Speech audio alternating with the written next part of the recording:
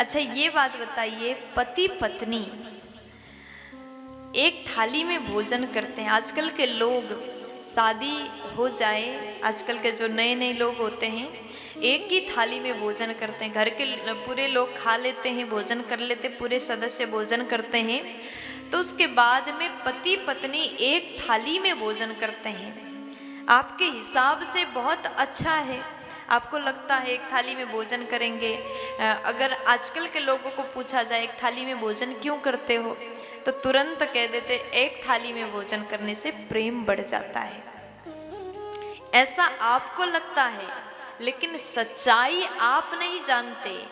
एक थाली में भोजन कभी भी करना नहीं चाहिए। पहले के लोगों ने, आजकल जो भी नियम, ये उपाय जो हम बताते हैं, किसी को लगता है ये फालतू में बोल रही हैं, ऐसा कुछ नहीं होता। लेकिन आप थोड़ा गंभीरता से सोचिएगा, थोड़ा ध्यान दीजिए। जितने उपाय हम बताते हैं ये उपाय केवल बनाया गया, हमारे द्वारा सोचा गया उपाय नहीं। पहले पहले के लोग वाकई में, वास्तव में ये काम करते थे। हमारे पूर्वजों ने जो किया उसी बात को हम आप तक पहुंचा रहे, ताकि आजकल नए लोग, जमाना बदल गया, नए तरीके से हर काम करते हैं, लेकिन पुराने लोगों ने जो किया, हमारे पूर्वजों ने जो किया, उसको हम थोड़ा सा अपने जीवन में शामिल करते हैं, अपने जीवन में वो करने की कोशिश करते हैं, तो उसका परिणाम बहुत अच्छा होगा। इसलिए थोड़ा सा आप भी ऐसा करके देखिएगा। पहले के लोग क्या करते थे, जब पति भोजन करे, पति जब भोजन करे, उसके बाद में पति के थाली में पत्नी भोजन करती थी, है ना। आपके घर में भी दादा दादी ने ऐसा किया होगा।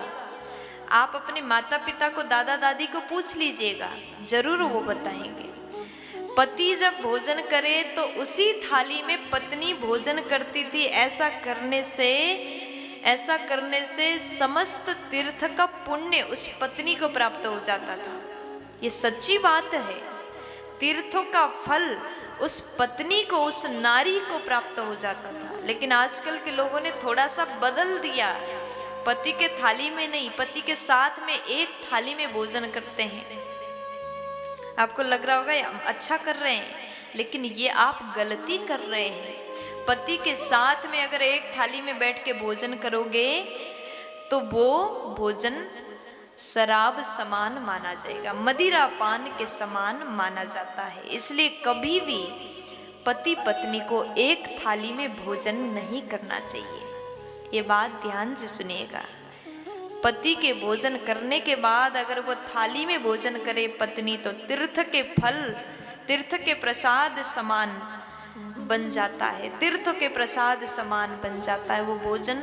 और एक थाली में भोजन करते हैं तो मदिरा पान समान हो जाता है। कितना अंतर है। इसलिए हर व्यक्ति को ये बात समझना चाहिए, सुधरना चाहिए। आप अगर गलती कर रहे हो तो इस गलती को आज ही से छोड़ दीजिए। और उसके बाद में कहा जाता है, अगर घर की बेटी, कुंवारी बेटी जिसका विवाह नहीं हुआ, पिता के साथ में अगर भोजन करती है, पिता के साथ में अगर घर की कुंवारी बेटी भोजन करती है, तो ऐसी बेटी पिता के अकाल मौत को भी हरण कर लेती है। कितना सुंदर महिमा, कितना सुंदर वर्णन। कुंवारी बेटी अगर पिता के साथ में भोजन करती है तो पिता के अकाल मृत्यु को भी हर लेती। बेटी का इतना सुंदर महिमा है। इसलिए कभी भी बेटी का अपमान मत करो। बेटियां आपको दुख देने के लिए, आपको तकलीफ देने के लिए पैदा नहीं होती। कहते हैं बेटी केवल एक कुल को नहीं, दो कुल को तारती। बेटा तो एक कुल को तारता है, लेकिन बेटियां दोनों कुल को तार लेती। लेकिन आजकल के लोग ऐसी बेटी को ही गर्भ में मार देते हैं। घर में अगर बेटियां हो जाए तो रोने लग जाते, अगर घर में बेटा आ जाए तो लड्डू बांटते हैं, हमारे घर में बेटा हुआ, हमारे घर में बेटा हुआ है। बहुत हर्षित होकर के चारों ओर लड्डू बांटते हैं, खुशियां मनाते हैं, वहीं बेटी पैदा हो जाए तो मुंह लटका करके रोने बैठ जाते हैं। अरे धन्य होते हैं वो पिता जिसके घर में बेटी होती, धन्य होता है वो बाप जो कन्यादान करने का सौभाग्य प्राप्त जिस पिता को होता है। इसलिए बेटी हो जाए तो रोना मत। बेटियां तो आपके काल को भी हरण करने के लिए पैदा होती है। बेटियां आपके कुल के, आपके घर के, आपके मान मर्यादा को बढ़ाने के लिए पैदा होती है, आपके कुल के नाम को रोशन करने के लिए पैदा होती है। इसलिए सदैव बेटी को प्रेम करो, सम्मान करो। बेटी पिता के काल को भी हरण कर लेती है। प्यार से बोल दीजिए ना।